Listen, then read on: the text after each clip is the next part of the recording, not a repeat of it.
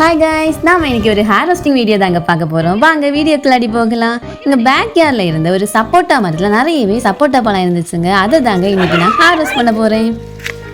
என் பையனும் என் கூட இன்னைக்கு ஹேர் ரோஸ்டிங்காக வந்திருக்கான். என் பையனுக்கு ஹேர் ரோஸ்ட் பண்ணுறது, பிளான் பண்ணுறதெல்லாம் ரொம்பவே பிடிக்கும். ஸோ நம்ம கூப்பிடாமலே அவனே வந்துடுவான். அவனுக்கு ரொம்பவே இதுலலாம் இன்ட்ரெஸ்ட் இருக்குது. இந்த மரத்தில் வந்து நிறையவே பழங்கள் இருக்குது. பட் இது எல்லாமே மேலே இருக்கும். ஸோ எங்களுக்கு கிடைக்கவே கிடைக்காதுங்க. எப்போவுமே வந்து ஏதாச்சும் குருவிங்க சாப்பிட்டுட்டு போயிடும்.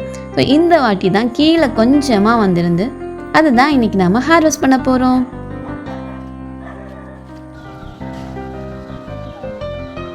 பார்த்தீங்களா, இந்த மாதிரி கீழையா ஒரு 2-3 காய் இருந்துச்சுங்க. இதை தாங்க நான் ஹேர் வாஷ் பண்ணுறேன். இது கொஞ்சமாக விளைஞ்சிருந்துச்சு. ஸோ விளைஞ்ச காயாக பார்த்து நான் பறித்து எடுத்துக்கிட்டேன். பால் வராததெல்லாம் கொஞ்சம் விளைஞ்சிருக்கும். ஸோ அந்த மாதிரி பால் வராதது பிச்சு எல்லாம் லைட்டாக நசுக்கி பார்த்தாலே தெரியுங்க. சிலது பழுத்து இருந்துச்சு, சிலது கொஞ்சம் லைட்டாக விளைஞ்சிருந்துச்சு. அதெல்லாம் பறித்து எடுத்துக்கிட்டேன்.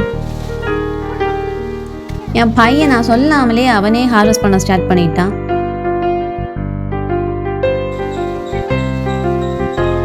இந்த மரத்துக்கு நாங்கள் எந்த ஒரு பெஸ்டிசைட்ஸுமோ எந்த ஒரு நான் ஆர்கானிக் ஃபெர்டிலைசர்ஸோ எதுவுமே யூஸ் பண்ணலைங்க. நாங்கள் வீட்டிலையே உள்ள கவுடங், இந்த மாதிரி கம்போஸ்ட் இதெல்லாம் யூஸ் பண்ணி தாங்க நாங்கள் இந்த மரத்துக்கு வந்து ஃபெர்டிலைசர் கொடுக்குறோம்.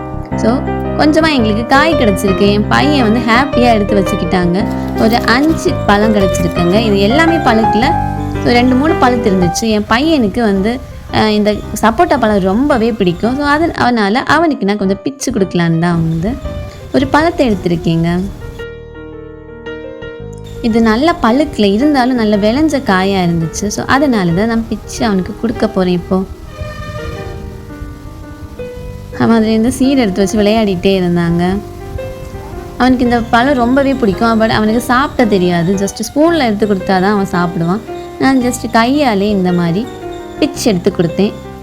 நார்மலி அவனுக்கு வந்து ரொம்ப ஸ்வீட்டாக இருக்கிற எல்லா பழங்களுமே பிடிக்கும். லைட்டாக புளிப்பாக இருக்கிற எல்லாமே பிடிக்கும். இதுவுமே அவனுக்கு ரொம்பவே பிடிக்கும். கடையிலேருந்து வாங்குறது எல்லாமே ரொம்ப டேஸ்ட் இருக்காது, ஸ்வீட்டாக இருக்காது. பட் நம்ம வீட்டிலையே விளைஞ்ச மரத்தில் இருந்தெல்லாம் நல்ல விளைஞ்ச காயாக பறித்து நம்ம சாப்பிடும்போது ரொம்பவே டேஸ்ட்டாக இருக்கும். ஸோ என் பையனுக்கு பிடிச்சிருந்துச்சு. நானும் ஒரு பழத்தை எடுத்து பிச்சு சாப்பிட போகிறேங்க. நானும் ஒரு பழத்தை எடுத்து பிச்சு சாப்பிட்டேன். ரொம்பவே டேஸ்ட்டாக இருந்துச்சுங்க. நீங்களும் இந்த மாதிரி ஆர்கானிக் மெத்தடில் பிளான்ஸ் எல்லாம் நடுறது ட்ரை பண்ணி பாருங்கள். உங்களுக்கு ரொம்பவே பிடிக்கும். இது இன்னும் கொஞ்சம் பழுத்திருந்தால் இன்னும் டேஸ்ட்டாக இருக்கும்.